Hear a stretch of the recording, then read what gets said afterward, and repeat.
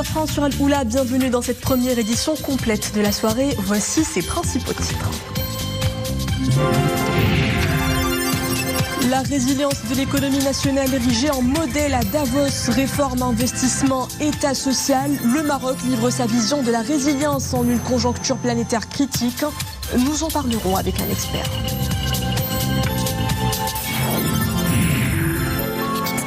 Le Parlement européen vote une résolution hostile au Royaume et aux nombreux acquis enregistrés en matière des droits de l'homme et de la liberté de la presse.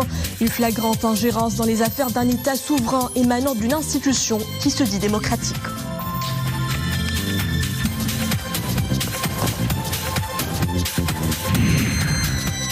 Du haut de ses 74 ans, il multiplie les prouesses et les distinctions. Professeur en neurochirurgie, conférencier et membre associé de l'Académie nationale française de chirurgie, qui est le professeur Abdeslam Khemichi. Son portrait brossé dans ce journal.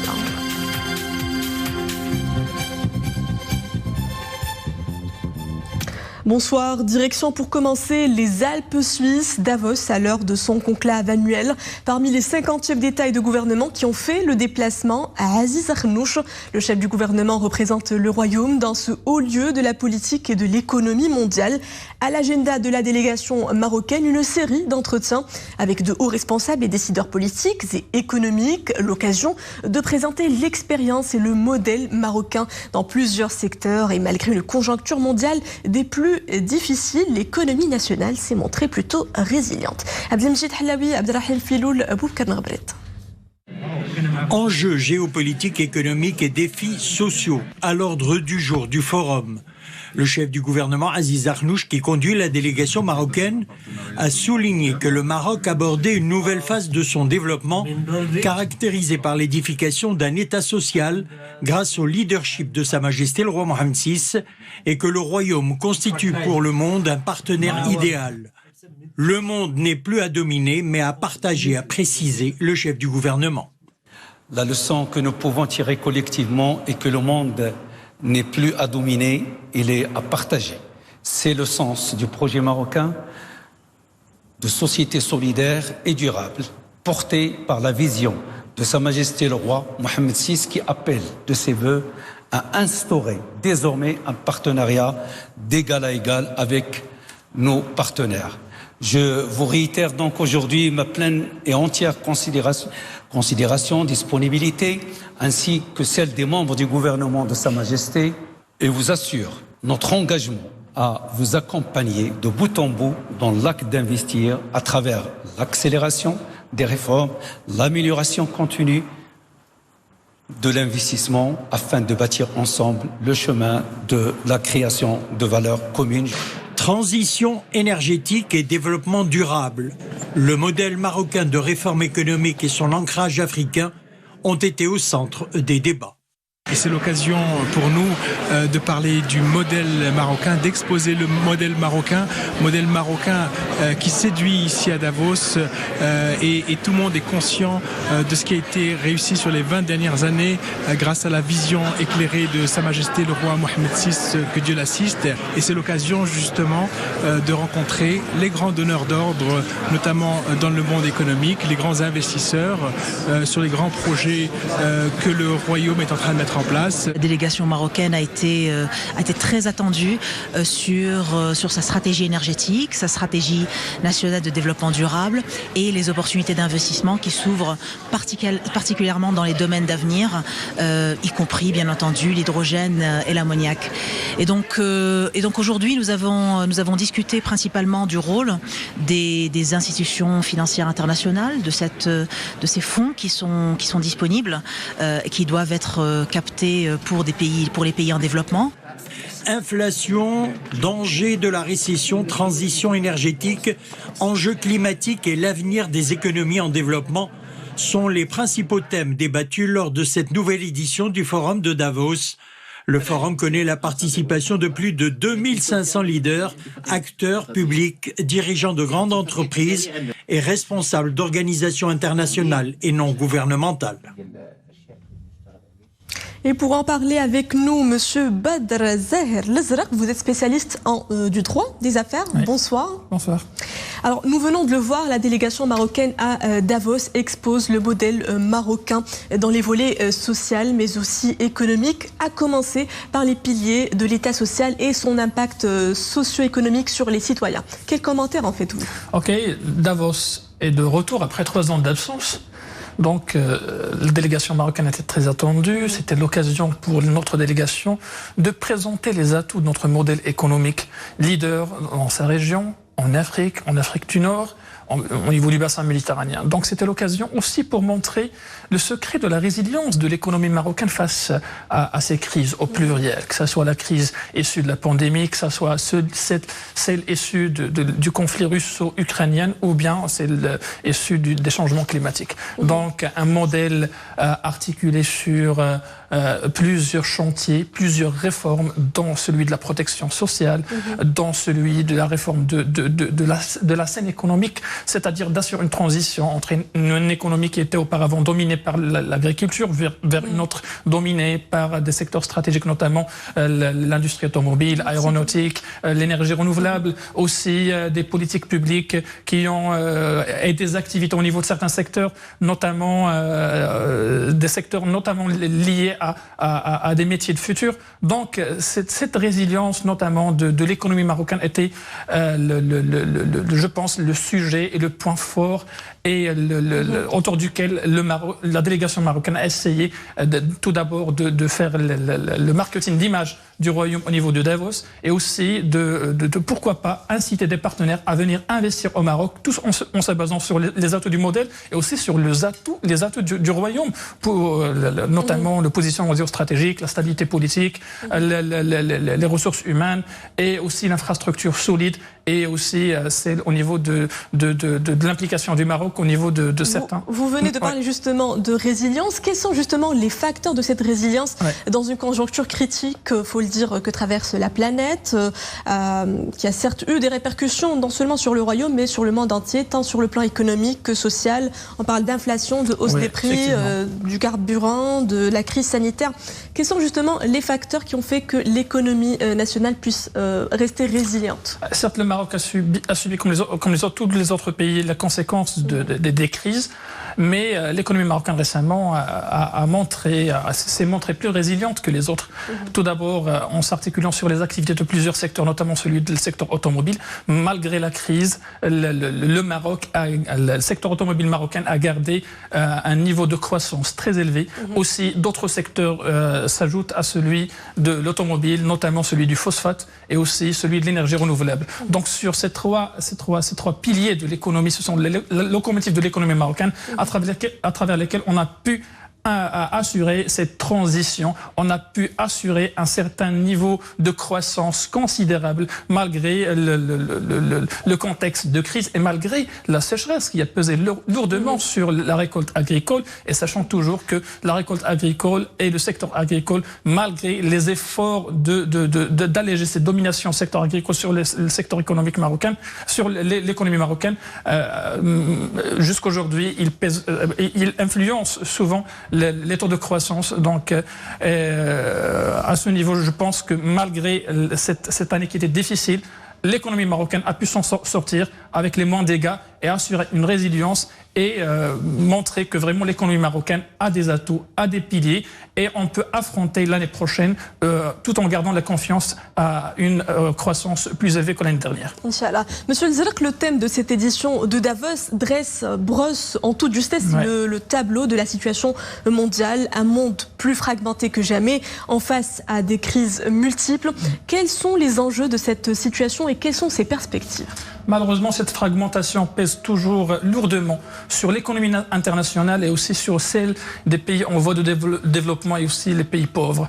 Ça me rappelle le contexte tendu de la guerre froide, de la veille de la Seconde et la Première Guerre mondiale. Aujourd'hui, je pense que si on n'arrive pas à mettre fin à ce conflit russe-ukrainien, on va pas s'en sortir de cette crise qui se pérennise de jour à l'autre. Donc on va, on va vers une certaine incertitude qui pèsera lourdement sur l'avenir de l'économie internationale. Je pense aujourd'hui au niveau de Davos, les dirigeants, les leaders, les représentants des gouvernements se réunissent pour débattre le présent et l'avenir de l'économie, pour essayer de mettre fin à cette fragmentation qui conduit le monde et l'économie vers des horizons incertains.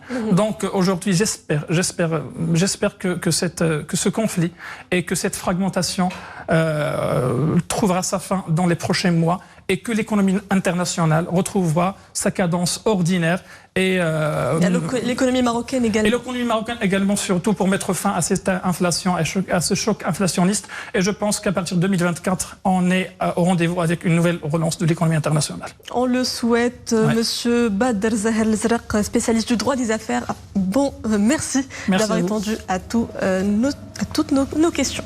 Merci. Rabat et Berlin hissent leur partenariat en faveur de la mobilité professionnelle internationale. De nouveaux canaux de coopération ont été évoqués lors d'une rencontre tenue aujourd'hui entre le ministre de l'Inclusion économique, de la petite entreprise, de l'emploi et des compétences, M.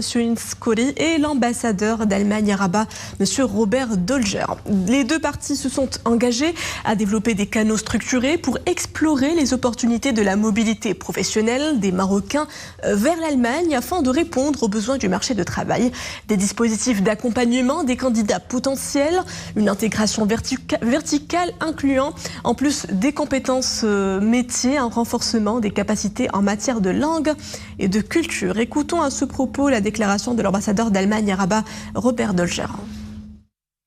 Nous avons eu une vraie réunion de travail sur les sujets très importants, la migration et aussi la formation professionnelle. Je crois c'est un atout de notre coopération, une coopération fructueuse. Et je crois qu'on aura l'occasion de faire vraiment des pas en avant pendant cette année. Je crois que nous sommes en phase sur les questions de base, les éléments qu'il faut appliquer. Aussi avec l'autonomisation économique des femmes, spécialement dans le cadre de la digitalisation. Je me réjouis aussi de cette concordance de vues. C'est un bon signe de ce nouveau élan de la coopération bilatérale, une coopération qui est basée sur le respect, le dialogue stratégique et une profondeur qui est vraiment extraordinaire. Dans le cadre de l'affaire dite Qatargate, le Maroc fait l'objet d'une attaque médiatique acharnée sur la base d'allégations au sujet des droits de l'homme et de la liberté de la presse. Ce jeudi, le Parlement européen a voté une résolution hostile au Royaume et aux nombreux acquis enregistrés dans ce sens. Une flagrante et inadmissible ingérence dans les affaires d'un État souverain émanant d'une institution qui se dit démocratique. Les précisions avec Iman Ablou. La mascarade du Parlement européen connaît un nouvel épisode. Après un simulacre de débat, le Parlement vote ce jeudi une résolution sur la soi-disant situation des journalistes au Maroc. Au moment où des accusations graves de corruption pèsent sur un grand nombre d'eurodéputés, les milieux hostiles cherchent à créer un écran de fumée à travers une résolution revancharde, basée sur des narratifs réchauffés et largement fantasmés. Cette résolution est un étalage où tous les extrémistes et marginaux sont venus cracher leur venin et déverser leurs diatribes hystériques. Si la campagne d'harcèlement et d'acharnement n'est pas nouvelle, elle vient de franchir avec cette résolution un seuil inédit. C'est toute une institution qui se trouve prise en otage en l'absence de la majorité de ses membres. Le Parlement européen est entraîné par ses propres extrêmes aveuglés sur des chemins de traverse au détriment de ses propres intérêts et valeurs. Ce n'est pas l'exacerbation des pressions qui fera dévier le Maroc de son chemin. Le Royaume demeure confiant dans ses processus nationaux et serein dans ses choix internes et de politique étrangère. Le Maroc ne se laissera ainsi ni intimider ni distraire. Ces manœuvres qui croyaient intimider un État ne font que consolider son unité nationale autour de son modèle de développement et ses choix politiques. Une institution qui se dit démocratique exerce volontairement une pression sur un État souverain et harcèle sciemment son système judiciaire en s'ingérant dans ses procédures et en lui dictant ses lignes de conduite. L'exécutif européen a fait ainsi la démonstration de son incohérence devant le Parlement européen, alors que le partenariat Maroc-UE réussit, se développe et fait office de locomotive au niveau du voisinage sud de l'Europe. Nous vous proposons à présent le portrait d'une grande compétence nationale dont le Maroc est fier. Abdeslam El Khemlichi, professeur émérite de neurochirurgie, conférencier en neurochirurgie et membre associé d'une notoire institution française, l'Académie nationale française de chirurgie. Un homme dont le parcours et les qualités font l'unanimité. La Tefam Halima Hassan Sila, Inissina Oustara. Du haut de ses 74 ans, professeur Khemlichi se consacre à son métier avec un engagement sans faille et un grand dévouement. Après des études primaires et secondaires à Tétouan et à Rabat, professeur Khemlichi a obtenu le diplôme de doctorat à la faculté de médecine de Rabat. C'était en 1974. En 1975, il rejoint le service de neurochirurgie du CHU de Rabat. S'en est suivi une série de stages à l'étranger, notamment à Lausanne et à Lyon, et plusieurs distinctions. La dernière en date, son entrée à la très prestigieuse Académie française de chirurgie. Cette nomination m'honore évidemment beaucoup. Il honore mon université, l'université Mohamed V de Rabat, il honore le CHU de Rabat et mon pays. Et évidemment, particulièrement, tous mes professeurs et mes maîtres anciens qui ont contribué à ma formation pour arriver à ce niveau, je pense, de distinction. L'Académie nationale de France est une académie qui est très ancienne, une des plus prestigieuses institutions scientifiques de France, puisqu'il a été créé au XVIIe siècle par les chirurgiens de l'époque de Louis XIV. Et aujourd'hui, il groupe toutes les disciplines de chirurgie en France, c'est-à-dire à peu près 14 ou 15 disciplines, incluant évidemment la neurochirurgie. Professeur Khemlichi est une incommensurable fierté pour les spécialistes de sa génération qui exercent à ses côtés et qui sont admiratifs de ses qualités humaines et professionnelles. L'homme est aussi une source d'inspiration pour les jeunes médecins pour qui il joue le rôle d'un modèle. J'ai été toujours bien accueilli par professeur Khemlichi. Il a été durant tout mon parcours comme un mentor, comme un papa, toujours à l'écoute, avec une bienveillance et une orientation. Enfin, il a toujours été là pour m'orienter dans pratiquement tout ce que je faisais.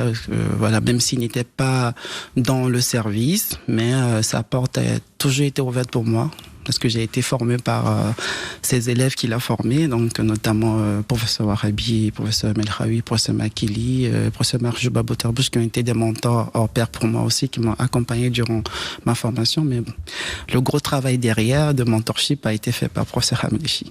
C'est quelqu'un qui ne cesse jusqu'à l'heure présente de pousser la jeunesse, les collègues et les jeunes et les moins jeunes à continuer dans le sens des soins, de l'enseignement et de la recherche. Ce qui est de l'IRM, c'était le premier, grâce à la Fondation justement, à avoir équipé, avoir installé la première IRM 1,5 Tesla au Maroc. C'est en 1992. On va la chercher si vous voulez.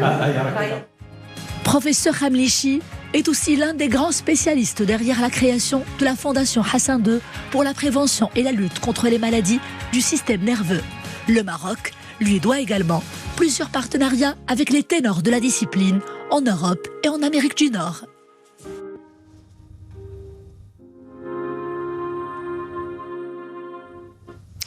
Dans l'actualité internationale, vaste mobilisation en France, de Calais à Nice, des centaines de milliers de grévistes sont descendus aujourd'hui dans les rues de l'Hexagone. Un front commun pour dire non au projet de réforme des retraites voulu par le gouvernement. Réforme qui prévoit notamment de reporter à 64 ans l'âge légal de départ à la retraite en 2030 contre 62 actuellement. La grève à l'appel des 8 syndicats du pays touche fortement les transports en commun. Le transport aérien qui a également connu de fortes perturbations en cette journée. Direction Kiev, la capitale ukrainienne meurtrie au lendemain du crash d'hélicoptère qui a coûté la vie au ministre de l'Intérieur ukrainien et à au moins 13 autres personnes. Le pays appelle l'Occident à considérablement augmenter ses livraisons d'armes, notamment de chars lourds pour pouvoir vaincre l'armée russe. Des chars doivent être livrés à l'Ukraine, c'est ce qu'a déclaré jeudi le président du Conseil européen, Charles Michel, à l'issue de sa visite à Kiev, où il a notamment échangé avec le président Volodymyr Zelensky. Retour chez nous, vous êtes certainement été nombreux à avoir été surpris hier par une information affichée sur le moteur de recherche Google. Information qui prétendait que l'euro aurait dépassé les 18 dirhams. Sachez que c'est faux. Le cours de change de référence pour la journée d'hier, 18 janvier 2023, s'est établi à sa valeur habituelle de près de 11 dirhams pour 1 euro. C'est ce que nous confirme Banque Al-Maghrib. Aucun changement au niveau du régime de change n'a été effectué pour le moment. Le responsable par intérim, c'est ce que nous fait savoir, le responsable par intérim de la direction des opérations monétaires et d'échange à Banque Al-Maghrib, Younes Issami, qui a démenti catégoriquement cette dépréciation du dirham face à l'euro, niant tout lien entre cette information erronée et le changement au niveau du régime de change. Si vous désirez vérifier le niveau du cours de change de l'euro face au dirham, consultez le site de Banque Al-Maghrib. Plus prudence si vous prévoyez d'emprunter l'autoroute ce week-end. Le trafic sera dense sur l'ensemble du réseau autoroutier. C'est ce que nous fait savoir la Société nationale des autoroutes du Maroc à la veille des départs en vacances scolaires qui coïncident avec le week-end. Le trafic sera dense à partir de demain, 20 janvier, entre 15h et 22h. Samedi 21 janvier, entre 9h et 13h. Puis également le dimanche 29 janvier, qui coïncidera avec les retours des vacances scolaires. Ce sera entre 16h et 22h. Pensez donc à organiser au préalable votre voyage et n'oubliez pas de vous renseigner sur l'état instantané du trafic via l'application ADN Trafic. Et c'est ainsi que s'achève cette édition. Merci à vous de l'avoir suivi à 20h30. Le retour de l'information avec le journal Aïssia. Très belle suite des programmes à tous sur Al-Oula.